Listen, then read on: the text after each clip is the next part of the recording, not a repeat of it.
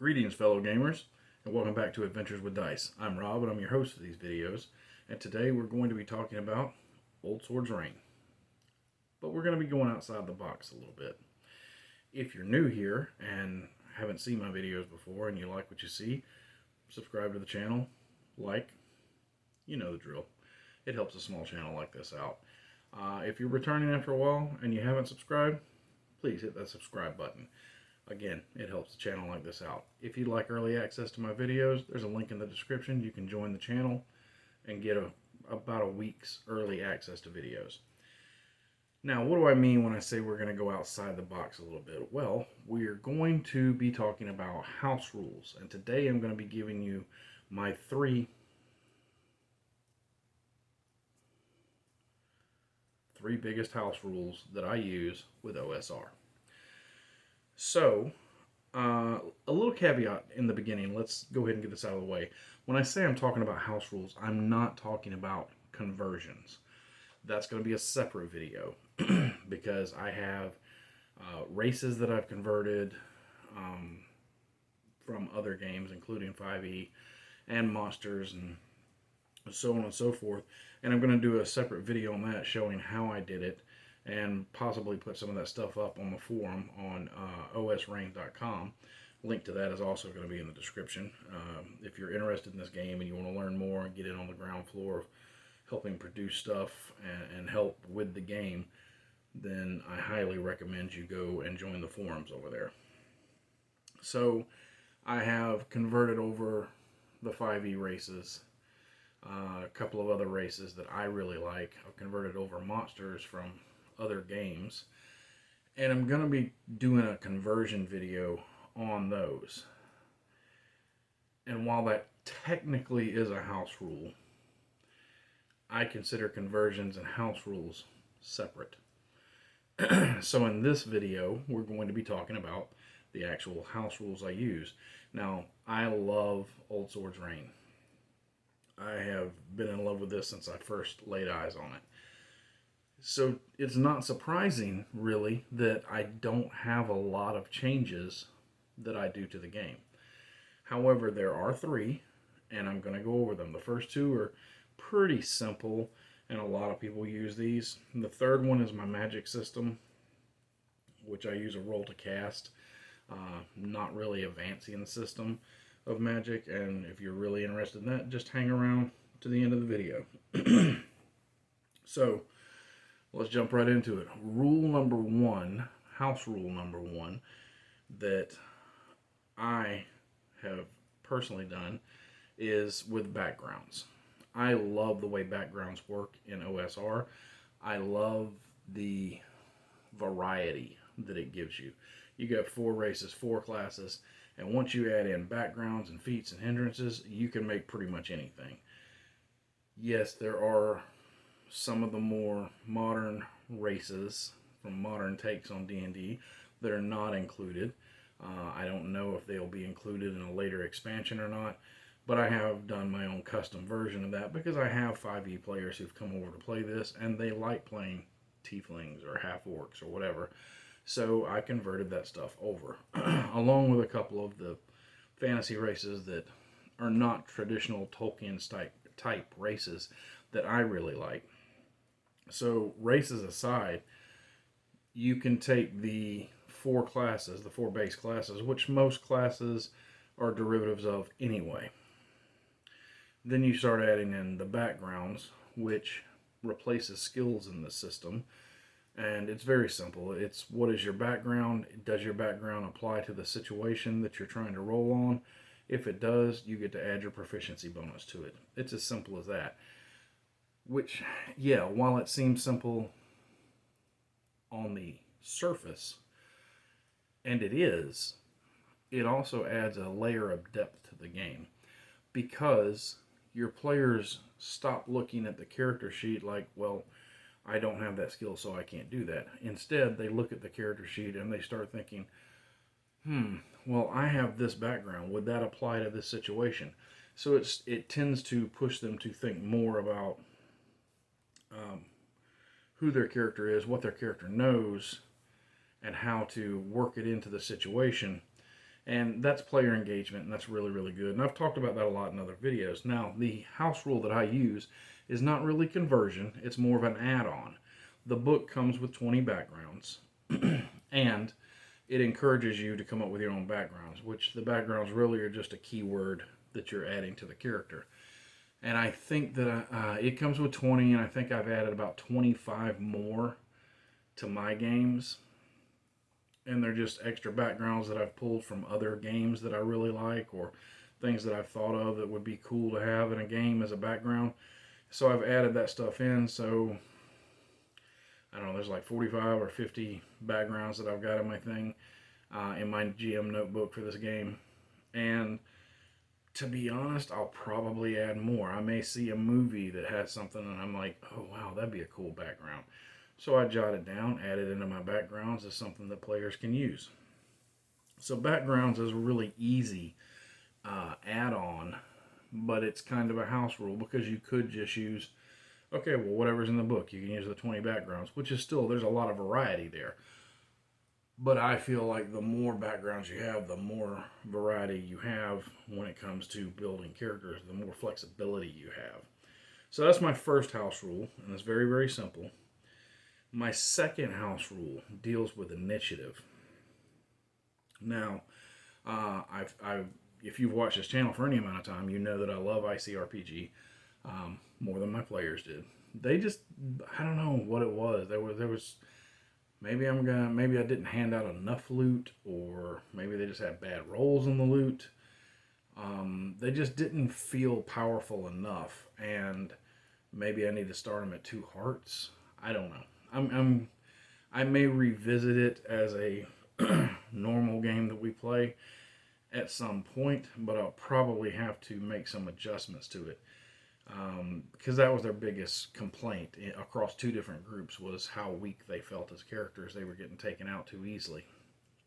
So we moved along to other games. Now, I still use my ICRPG books because they are just chock full of fantastic ideas on running games and building encounters and so on and so forth. So I still use all that, kind of like an extension DMG, you know? And one of the things that I've pulled from ICRPG that I really, really love, and it never occurred to me until I started running ICRPG, was its initiative system, which is very, very simple. Everybody rolls, and they roll each round. So initiative changes. It doesn't stay the same through the whole combat.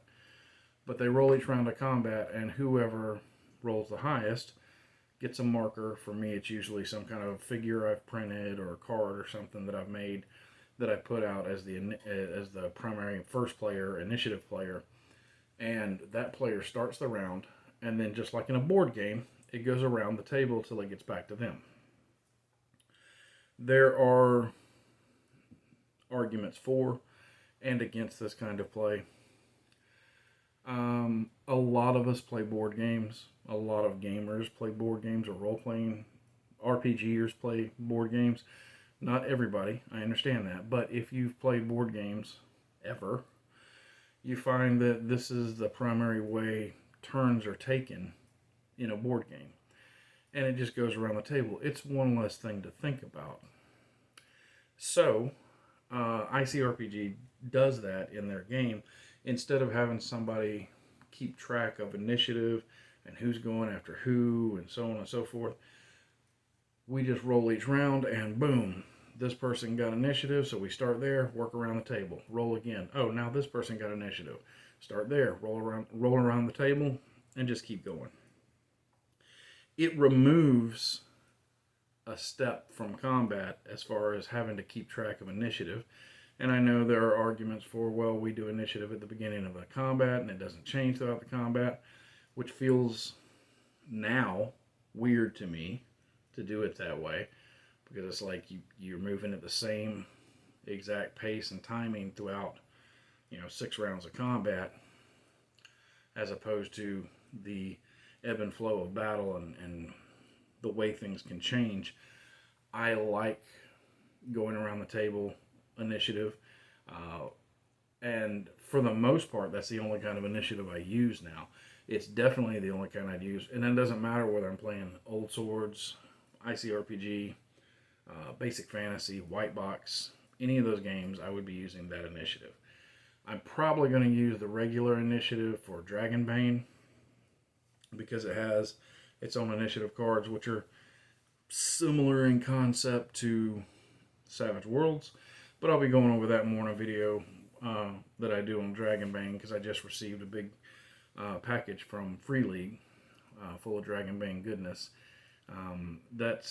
I do reviews for them, and they send me stuff periodically.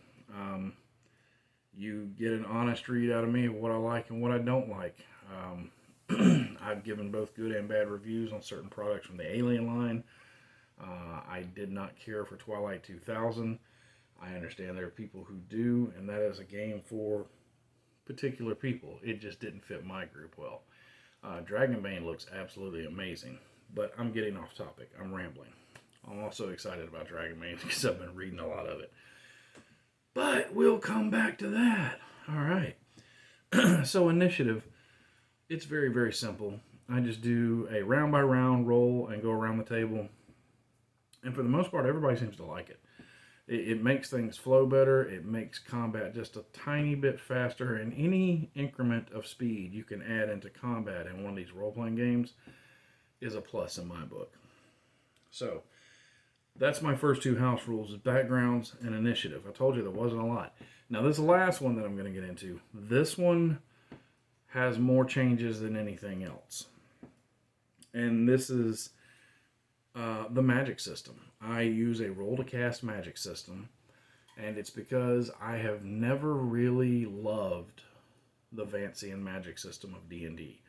And if you don't know what that is, it's inspired by the writings of Jack Vance, a fantasy writer, and that style of magic where you have slots per day, per spell level, and as you use them, they disappear from your memory. I just never cared for that. I've played different magic systems in different games, whether it's point buy, roll to cast, whatever.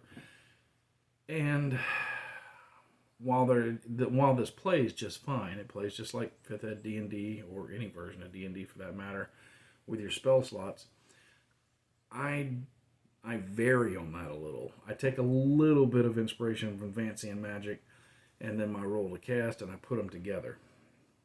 So, just speaking on Old Swords Reign is what I'm going to do here, but this could really be applied to Basic Fantasy, White Box, any game that's using a Vancian style magic. So, you still have your spell save DCs, your spell attack modifier, just like normal in Old Swords Reign and D&D. But you have a roll to cast, or a casting roll modifier, which is going to be pretty much the same as your attack roll modifier for magic. It's going to be caster level plus the casting stat modifier.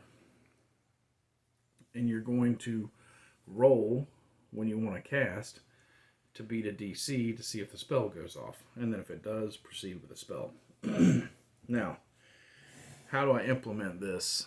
So, I still use the spells per day as it's listed on page 58. And the total number of spells per day that can be prepared is the spellcaster's level plus the casting stat modifier. So, for instance, if you're a 3rd level caster and you've got a +4 from intelligence, that's 3 plus 4, you can cast 7 spells per day. Now that's important in my version of roll to cast. So if you have that number of spells per day, let's say you have 7 spells per day, you can prepare 7 spells per day. But it also gives you 7 spell slots. So let's say you had 10 spells to choose from. You can only prepare 7 of them, so you need to mark down, these are the 7 spells I'm preparing. But you don't have to mark down how many times or how many slots, because you're just going to burn a spell per slot to cast. And this is the way I limit it from getting out of control. And then when you go to cast, depending on what you're casting, what level the spell is, it will, the DC is based on the normal, easy, normal, hard, very hard chart in the book for DC numbers. So what do I mean by that? All right, so you have 7 spells you can cast per day. You've memorized your 7. You wrote down your list. Well, I have this one, this one, this one. You don't have to magic missile 3 times. You can just memorize magic missile once. Then we come over and look at what is it to cast these. So first of all, if you're a wizard, cantrips don't require a roll. They still require a roll to hit, like with Wizard Bolt, but they don't require a roll to cast, and they don't eat up a slot. They're freebies per day. But once we get into leveled spells, so level 1 spells are easy, so that's 8. Level 2 through 3 spells are normal, so that's a DC 12. Levels 4 and 5 are hard, which is a DC 16. And the most powerful spells you can get, level 6, are very hard, DC 20 for level 6. So, putting that all together, if I have 7 slots and I've memorized my 7 spells, and then when a player goes to cast, they say, okay, well, I want to cast Magic Missile. And you have them roll a d20, add their spell casting modifier, and then look at the DC, which on Magic Missile is an 8, and then they get it off. It happens. And they've expended 1 spell slot for the day. Now, the thing with the spell slots is it doesn't matter what size spell you put in my spell slots. So if they had access to Fireball, they could cast Fireball 7 times that day. But then they're out for the day. They can't cast anymore. So, yes, it makes your wizards more powerful, which I like. I want my wizards to be a little more powerful. I feel like in old school, they're just a little bit too nerfed. Like, I have 2 spells per day. Woohoo! You know, pop, pop, I'm done for the rest of the day. I guess I'll hit stuff with a stick. I mean, granted, yes, there's Wizard Bolt, so it's not really that bad, but you get the idea. I wanted my wizards to be, wizards. I want them to have access to spells, but at the same time, I can't let them run amok and just be like, okay, well, as long as you make the casting, you can just cast any spell you know all day long, because I've tried that, and that was a horrible idea. So I had to refine that, and now it's, okay, you have a limited number of times you can cast, but it doesn't matter what level spell you put in there, 1 spell, 1 slot. The roll to cast depends on the level of the spell. The higher the level of the spell, the harder it is to cast.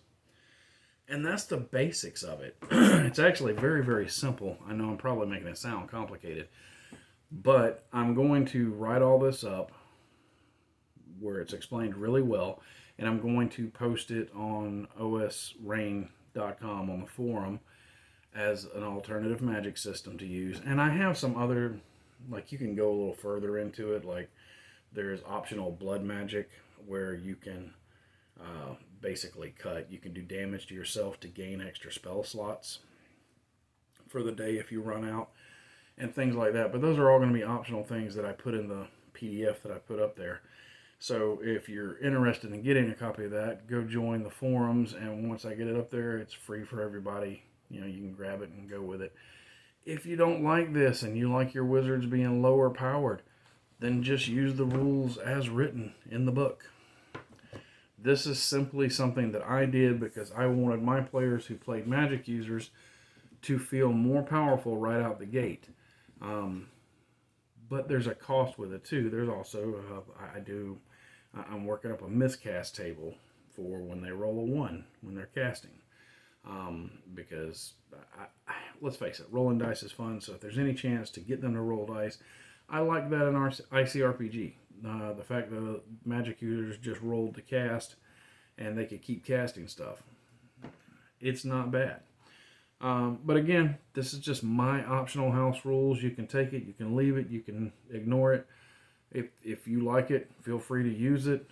like I said, I'm not really reinventing the wheel here on anything. Backgrounds and initiative. It's pretty simple and straightforward. The magic system may sound complicated because it's early and I haven't had enough coffee, but it's not really. It's the same thing you're already using out of the book, but you're not using the chart for the levels of the spells. You're basically giving yourself spell slots per day, choosing the spells you memorize, and then depending on the level of the spell, depends on the difficulty. Again, I'm going to put all this in a PDF form and put it up on the forum so that anybody who wants to use it can. All right, well, that brings me to the end of the video, which has gone on way too long, but I want to hear about your house rules. What house rules are you using? What things are you changing with OSR? You can talk about other OSR retro clone games too, like Basic Fantasy, White Box, OSE, whatever. But I am specifically looking at Old Swords Reign. So if a lot of you newer people who are getting into it, and I know there's a bunch of you, what things have you changed? What have you added? Put in the comments. I love to read that kind of stuff. That's all I've really got on this topic for right now. I will be coming back soonish with a video on doing conversions from other games and adding stuff into your OSR game. Also on supplemental books and things that I use across, that are not really system. They're system agnostic stuff that I use, different chart books and things that will be useful to you as well. So I'm going to point them out on here. That's all I've got for right now. I hope you enjoyed the video. Until next time, my friends, good gaming and good luck.